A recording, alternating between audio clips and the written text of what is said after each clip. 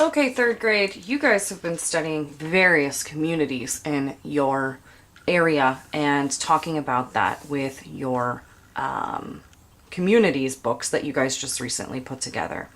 So today we are going to add to that and draw a landscape. So we're talking about foreground, which is the stuff that would be closest to you, which would appear down here at the bottom of your page. Middle ground, which happens in the middle of a landscape. And then the background, which is the stuff on the far top of your page, furthest away from you. So the first thing we're going to do, and hopefully you'll be able to see this as I draw with a pencil. If not, I will switch to a Sharpie. I like to just go ahead and get some big rolling hills kind of separating my landscape. I have a foreground hill, a middle ground hill, and a background hill. I'm going to zoom in, see if you guys can see this okay. I actually think I'm going to switch to Sharpie. I'm only switching to Sharpie because you can't see it all that well.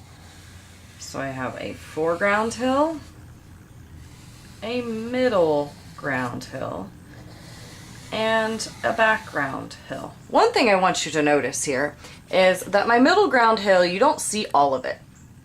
It kind of disappears right here. It disappears because it's kind of tucked behind the hill in front.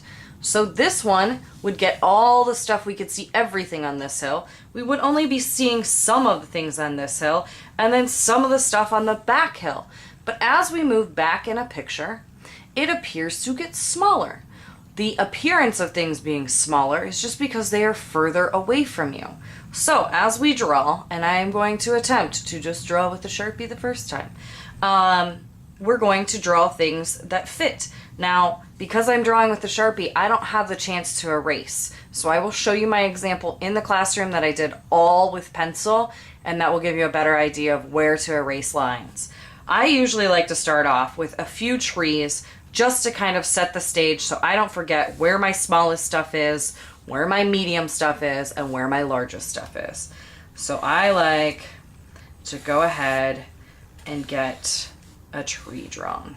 Now, I have taught most of you for many years, and you are well aware that I don't do lollipop stick trees, and I expect my students to have tree branches on their trees. This is something you still struggle with. We can work together and try and figure this out. But do not tell me you're done and have a lollipop tree. I'm going to give it some bark too while I'm here, adding some of my details in. Now, because I don't want to draw in all the individual leaves, I'm going to go ahead and just let it sit like that for now. We're going to paint this when we're finished, but for now, I want to just leave it like that. That way, if I want to come back and add some more tree branches and make it bigger, I can do that. But right now, I'm happy with this. I do want to add one more here because I want to put a rope swing.